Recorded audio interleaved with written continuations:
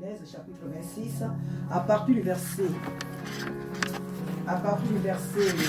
15 jusqu'au verset, je crois, 20.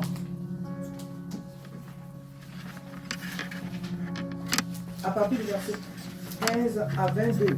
Voilà. 15 à 22. Pourquoi je vous demande souvent aussi de lire, c'est pour que vous puissiez participer. Et puis ici aussi, deux fois, je ne vois pas bien. Donc, pour vous qui êtes un peu à la lumière, ou bien les jeunes gens qui ont la vision assez fluide. Amen. Amen. Je vous laisse celui ou celle poussée par l'esprit. Lisez. Genèse chapitre 26, à partir du verset 15 à 22. Tu vas te laisser lire? Oui. La parole de Dieu. Amen. Genèse 26 du verset 15. Verset 1. Tous les puits qu'avaient creusés les serviteurs de son père, du temps d'Abraham, son père, les Philistins, les comblèrent et les remplirent de poussière. Et Abimelech dit à Isaac, va-t'en de chez nous, car tu es beaucoup plus puissant que nous. Isaac partit de là et campa dans la vallée de Guérar, où il s'établit.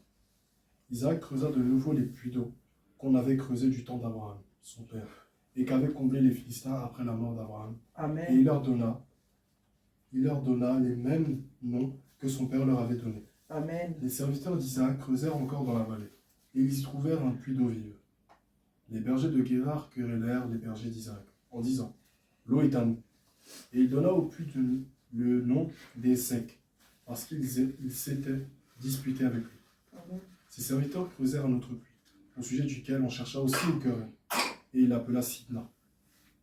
Il se transporta de là, et creusa un autre puits, pour lequel on ne chercha pas querelle, et il l'appela Rehoboth, car, dit-il, l'Éternel nous a maintenant mis au large, et nous prospérerons dans le pays. Amen. Excusez-moi. Amen, amen, amen. Que le nom du Seigneur soit ce matin glorifié. Lorsque nous avons lu ce texte, nous avons déjà compris. Amen. Chacun de nous a déjà même, je peux dire, tiré déjà son thème. Amen. L'histoire d'Isaac, le fils promis à Abraham, le fils de la promesse, le fils de la bénédiction. Alléluia. Isaac, après la mort de son père, il marcha sur les traces de son père. Il marcha sur ses traces. Isaac n'a pas voulu tracer un chemin à lui. Isaac n'a pas voulu vivre quelque part d'autre. La raison même est que lorsqu'il épousa Rebecca, il vient dans la tente de sa mère, dans la tente de sa mère et son père. C'est là qu'il est entré avec son épouse Rebecca. Donc, Isaac a vécu, mais vraiment dans la présence de son père jusqu'à ce que son père décède, jusqu'à ce que son père quitte la terre. Alors, lorsque Isaac grandit et qu'il devient père, la Bible nous dit qu'il y eut une grande famine et Isaac arriva au pays des Philistins.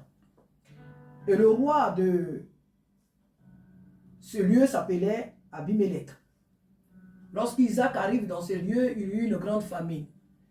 Lorsque nous lisons le début du texte, depuis tout le chapitre 26. Alors Isaac veut quitter les lieux pour aller, comme son père a fait, il veut descendre en Égypte. Parce que l'Égypte, c'est l'abondance, c'est la sécurité, c'est l'opulence. Donc il veut aller en Égypte.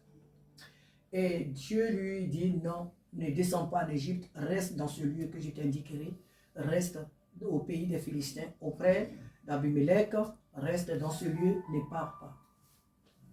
Alors Isaac va être obéissant. Isaac ne va pas faire comme son père. Là, non, il n'a pas fait comme son père. Parce que son père, quand Dieu lui a dit rester, non, lui, il est parti en Égypte. Et c'est de là-bas qu'il est venu avec Agar.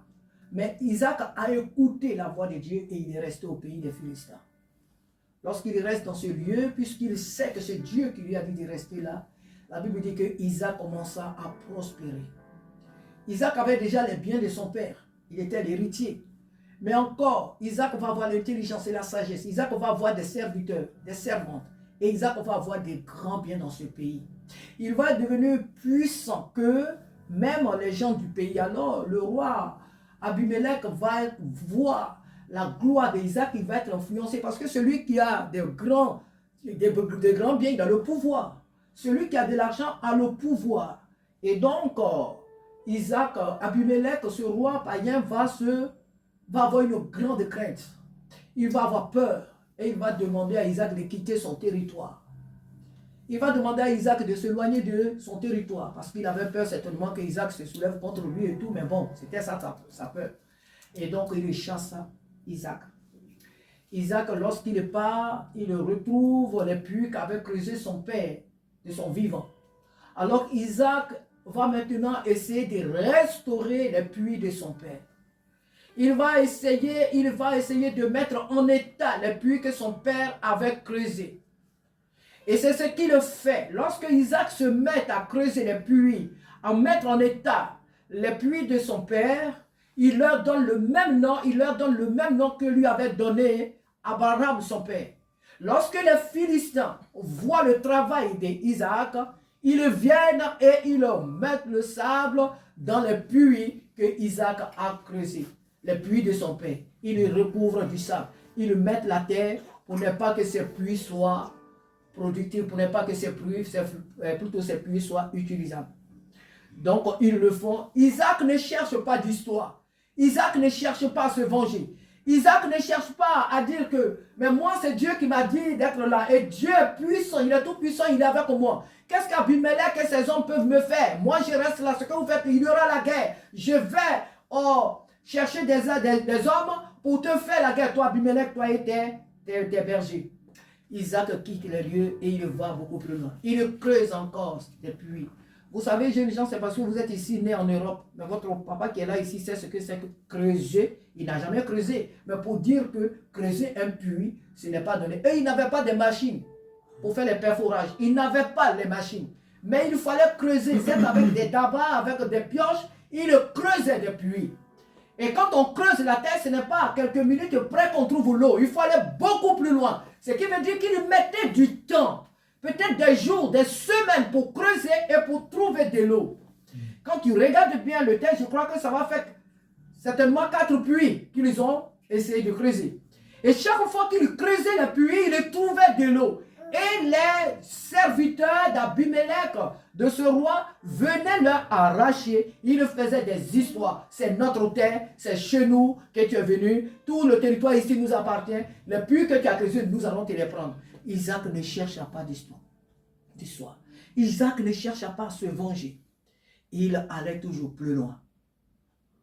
Isaac se projetait toujours beaucoup plus loin. Et c'est comme ça, ils l'ont fait plusieurs fois. Isaac n'a pas voulu chercher, il n'a pas cherché à se défendre.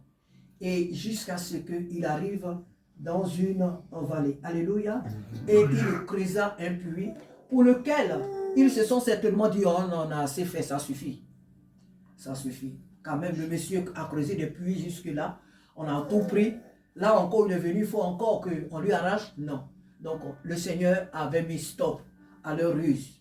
Et la Bible dit que Isaac, ses serviteurs, l'eau était vraiment abondante, au point que il nomma les lieux Rehoboth, ce qui veut dire que jusqu'ici, l'Éternel nous a secourus, l'Éternel nous a mis au large. Et Isaac prospéra. Nous allons voir dans la suite du temps que le roi Abimelech et ses agents et ses alliés vont venir voir Isaac pour essayer d'abord de formuler une alliance avec lui, ils vont être en paix avec lui, Isaac va les recevoir. Quand tu vois vraiment cette histoire, tu vois vraiment que Isaac c'est un homme de paix. C'est vraiment un homme de paix. Il ne va pas dire, mais non, vous m'avez arraché, vous m'avez chassé, vous m'avez fait ceci, pourquoi est-ce que vous venez vers moi? Mais lorsqu'Abimelech vient vers lui, il l'accepte, il lui ouvre les bras jusqu'à ce qu'il traite même une alliance avec cet homme et il mange, il les reçoit très bien et le lendemain, Abimelech et ses gens retournent. Isaac demeura dans le pays et il prospéra. Que nous apporte comme leçon ce passage?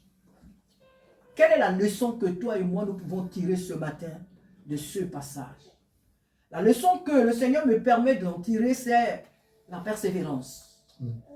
La persévérance dans notre marche avec le Seigneur. Vous savez, la vie chrétienne, si tu n'es pas persévérant, il y a l'audace. Mais si tu n'es pas persévérant dans ta marche avec le Seigneur, et si tu es chrétien, tu es un chrétien qui veut tout avoir avec facilité, tu es une chrétienne qui veut avoir toutes choses avec facilité, tu marcheras de frustration en frustration, de déception en déception, mais tu n'auras jamais rien de Dieu. Parce que le Dieu qui nous a appelés, il a fixé un temps pour chaque chose dans notre vie. Il est le Dieu des temps et des circonstances. Nous voyons bien ici que c'est, n'est-ce pas Dieu qui a dit à Isaac de rester dans le pays? C'est lui Dieu qui a dit à Isaac, tu restes ici.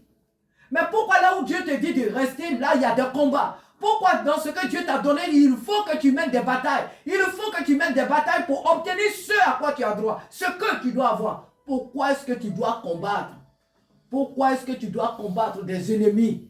Pourquoi est-ce que tu dois mener des batailles là où Dieu t'a dit de demeurer? Dieu nous a dit de venir à Meaux. N'a-t-il pas vu la ville de France?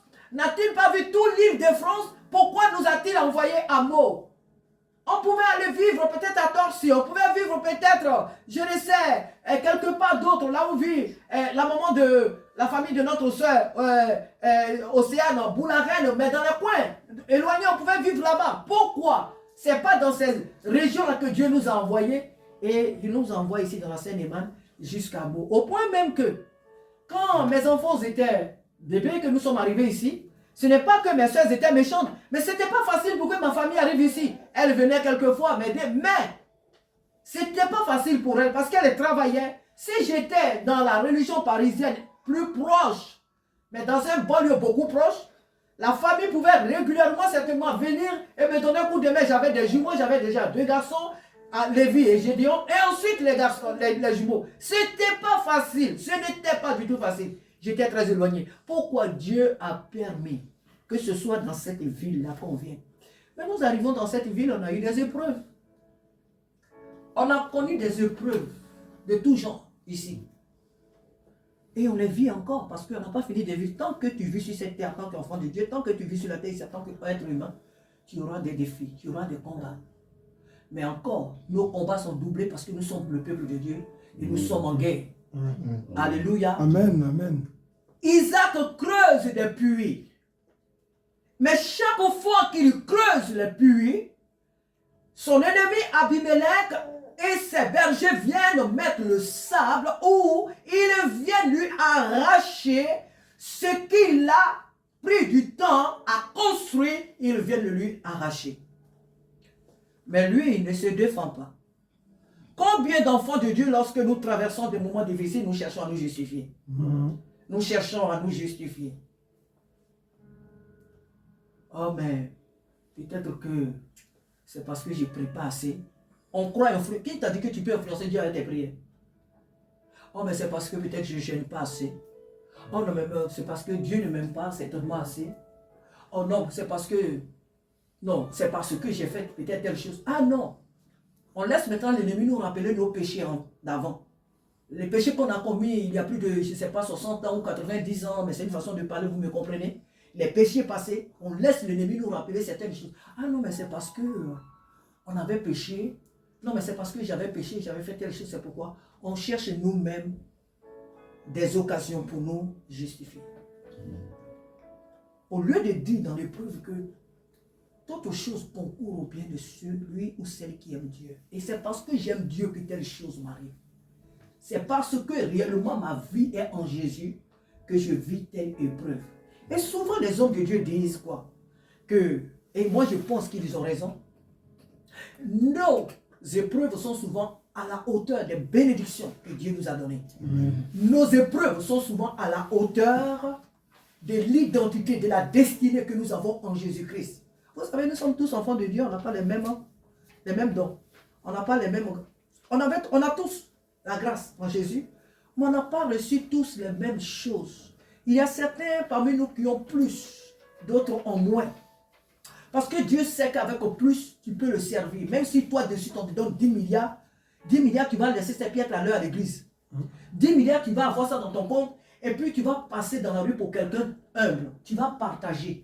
Tu ne diras pas, non, hey, 10 milliards, qu'est-ce que je vais aller faire à l'église? C'est pour toi maintenant, tu viens en retard. Vers la fin du culte, c'est là que tu viens. Tu n'as plus le temps.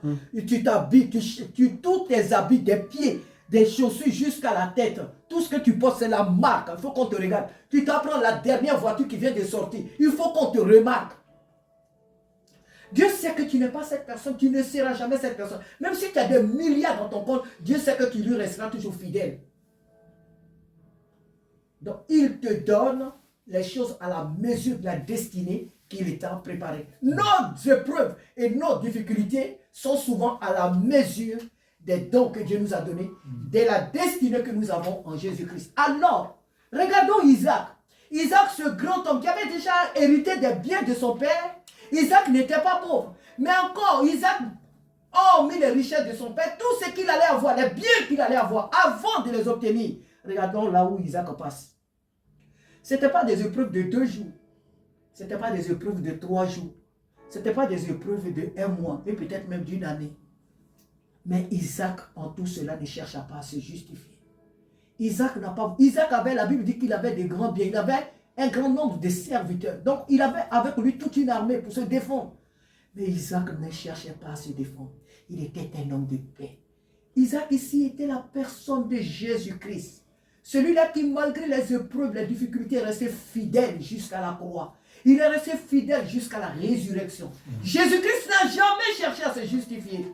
Et même le jour où on devait le crucifier, Ponce Pilate lui a posé des questions. Seul, là où Jésus a répondu lorsqu'il lui a demandé, es-tu le roi des Juifs? C'est là que Jésus va lui dire, tu le dis toi-même. Mais les autres questions, Jésus n'a pas répondu. Il n'avait pas à se répondre. Il n'avait pas à se justifier. Il sait qu'il est venu pour nous sauver. Il sait qu'il est venu pour nous donner le salut. Il n'avait pas à se justifier. Jésus est resté la bouche fermée. Et c'est ce que nous avons lu tout à l'heure dans Isaïe 53. Il est resté la bouche fermée jusqu'à ce qu'on le pende à la croix. On le crucifie. Chers frères et sœurs, ce n'est pas parce que quand on traverse les épreuves, on ne parle pas, que Dieu ne nous entend pas, que Dieu ne voit pas, que Dieu ne sait pas là où il nous envoie. Ce n'est pas parce que quand on traverse les épreuves, les difficultés, qu'on ne s'agite pas, on ne montre pas aux yeux de tout le monde qu'on traverse des moments difficiles. On n'est pas en parlant avec les gens. On n'est pas en train de remuer ciel et terre pour montrer aux gens que nous traversons des moments difficiles. Oh, je souffre trop. Oh, je souffre trop. Je suis enfant de Dieu. Pourquoi je souffre comme ça? Ce n'est pas parce que tu ne le fais pas que Dieu ne sait pas que tu souffres. Que Dieu ne sait pas que tu vis des moments difficiles. Mais Dieu permet certaines choses dans notre vie. Non seulement pour nous rendre humbles, mais pour nous préparer à mieux gérer ce à quoi il nous a appelés. Dieu permet certaines épreuves dans notre vie pour nous former, pour nous préparer à la destinée, à la mission qu'il nous a confiée. Vous croyez que lorsque Isaac reçoit Abimelech, qui vient plus tard sceller une alliance avec lui, qu'il accepte, qu'il le reçoit, il lui donne à manger, il lui donne à boire, et que cet homme retourne chez eux. On n'a plus entendu qu'Abimelech est revenu faire la guerre, est venu mettre le sable dans les puits d'Isaac. Abimelech n'est plus jamais retourné vers Isaac pour lui faire des histoires. Parce qu'il a vu en Isaac un homme de paix, un homme pur, un homme saint. Ne cherchons pas à nous défendre dans les épreuves. Peu importe la durée des épreuves, ne cherchons pas à nous justifier. Ne cherchons pas à nous débattre. Ne cherchons pas à nous sauver nous-mêmes. Ne répondons pas forcément à nos ennemis. Ne répondons pas forcément à nos ennemis. Laissons-les. Le Dieu qui nous a appelés, il est trop grand pour défendre notre cause. Le Dieu qui nous a élus, il est tout puissant pour défendre notre cause. Ne soyons pas comme ces religions qui croient défendre la cause de Dieu. Certaines religions croient que, dans leur manière de faire, d'après elles défendent la cause de Dieu. Elles se battent pour Dieu. Personne ne peut défendre Dieu.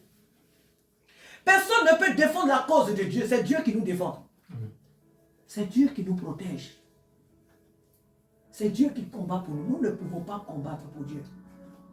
Alors ce matin, bien-aimé, toi et moi, l'année 2026 n'est pas encore finie. On l'a terminé, mais vraiment avec des épreuves dures.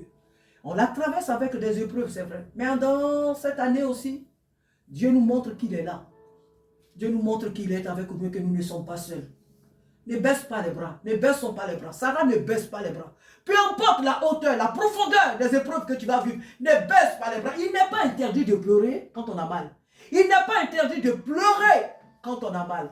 Il n'est pas interdit de pleurer lorsque mon pied a heurté une pierre. Il n'est pas impossible de pleurer lorsqu'on m'a insulté, on m'a dit des choses blessantes. Ce n'est pas impossible de pleurer. Je dois pleurer. Mais je dois savoir essuyer mes larmes et continuer la marche. Le chemin est encore long. Quelles sont les épreuves que tu rencontres? Le travail? Quelle est l'épreuve que tu rencontres? Les projets, entreprises. Qu'est-ce que tu veux faire qui ne réussit pas depuis?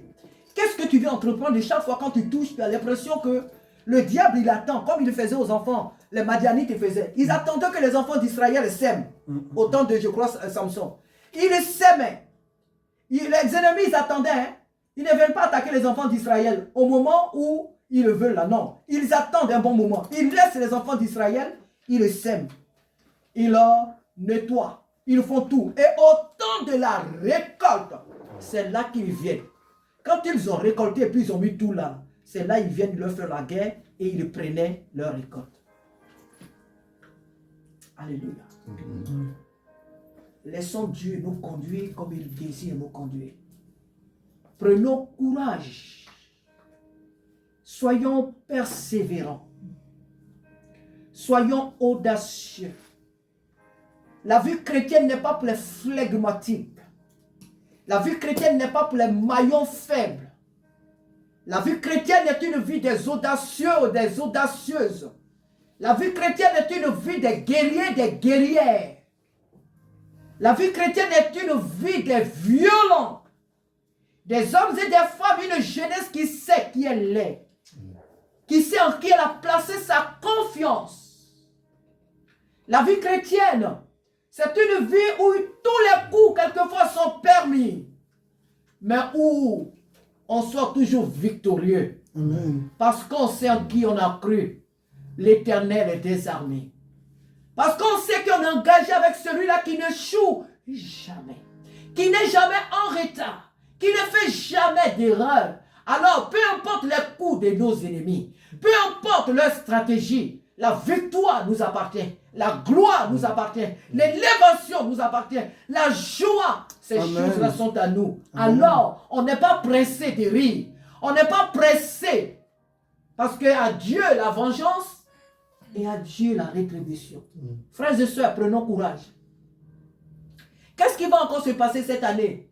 On est à peine dans le 5e mois de l'année. Qu'est-ce qui va se passer encore demain dans ta vie, dans ma vie? Qu'est-ce qui va nous arriver encore d'ici le mois de juillet? Qu'est-ce qui va se passer les heures qui arrivent?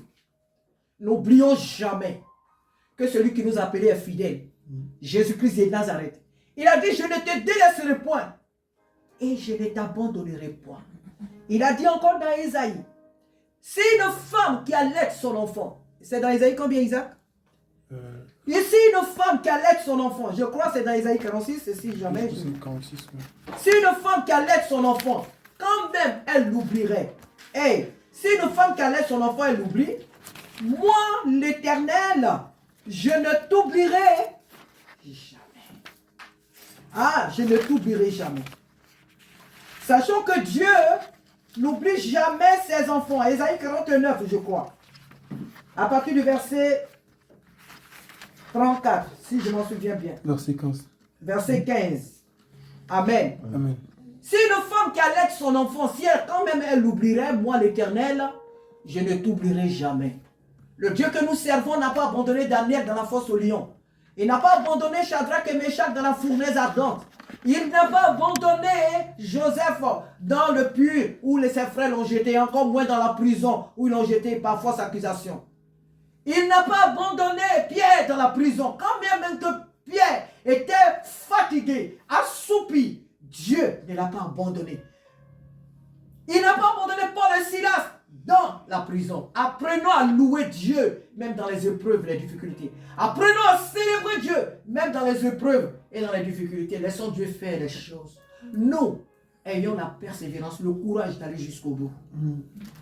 Continuons, car Dieu travaille avec ceux qui osent, ceux qui sont courageux. Le royaume des cieux est pour ceux qui sont violents. Le royaume des cieux est pour celles-là qui sont violentes. Sachant que nous sommes des guerriers, pas des guerriers de mots, mais nous sommes guerriers dans l'âme. Nous sommes guerriers en esprit. Nous sommes des guerriers et des guerrières. Relevons nos têtes et avançons. Joseph, Isaac a avancé. Il est allé jusqu'au bout. Et aujourd'hui, on parle de lui. C'est facile de parler d'une histoire, de raconter une histoire, mais il faut la vivre, c'est autre chose. Quand on te dit, ce couple-là, ils ont 45 enfants. On dit, ce couple-là, ils ont 5 enfants. Hein? On dit, ce couple-là, ils ont eu que des garçons. Et quand les gens nous voient ici à Meaux, ils croient que Sarah s'est levée comme ça, et puis elle a eu 5 garçons. Et puis ils sont tous au grand, des beaux garçons. Ils sont tous au grand. Oh, mais ceux qui nous ont connus, c'est pas moi qui parle, hein. C'est eux qui disent, cette femme-là, elle revient de très loin.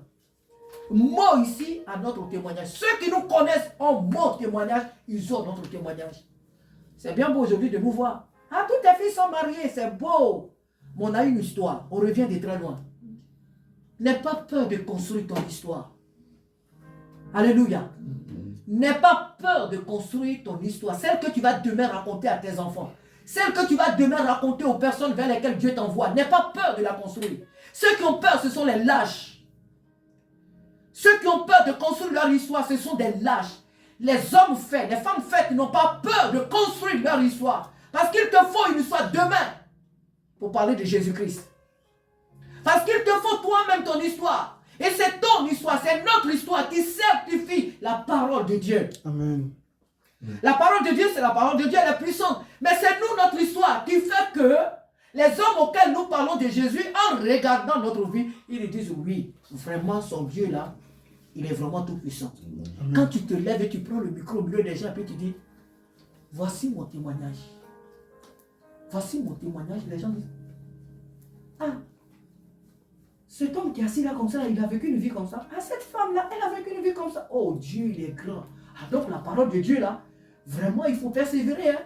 Et moi, j'étais là à cause d'une petite épreuve, je me plaignais. Alors que regarde ce qu'il a vécu, regarde ce qu'ils ont vécu.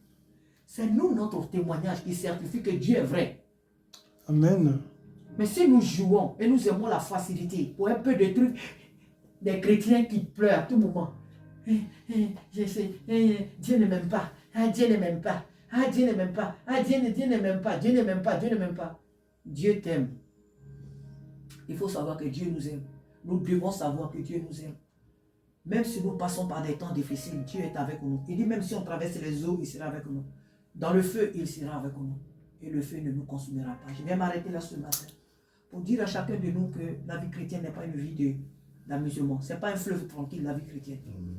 Si tu t'es appelé enfant de Dieu, tu dois prendre ta croix et suivre Jésus. Le meilleur nous attend là-haut. Persévérons. Prenons courage. Soyons audacieux, audacieuses. Et allons-y tout droit. Car celui qui est avec nous, il est fidèle. Il ne nous abandonnera pas. Il n'a pas abandonné Isaac. Il ne nous abandonnera pas. Il est toujours là. Que son nom soit béni ce matin. Amen. Amen. Seigneur, merci pour ta parole. Elle est certaine et véritable.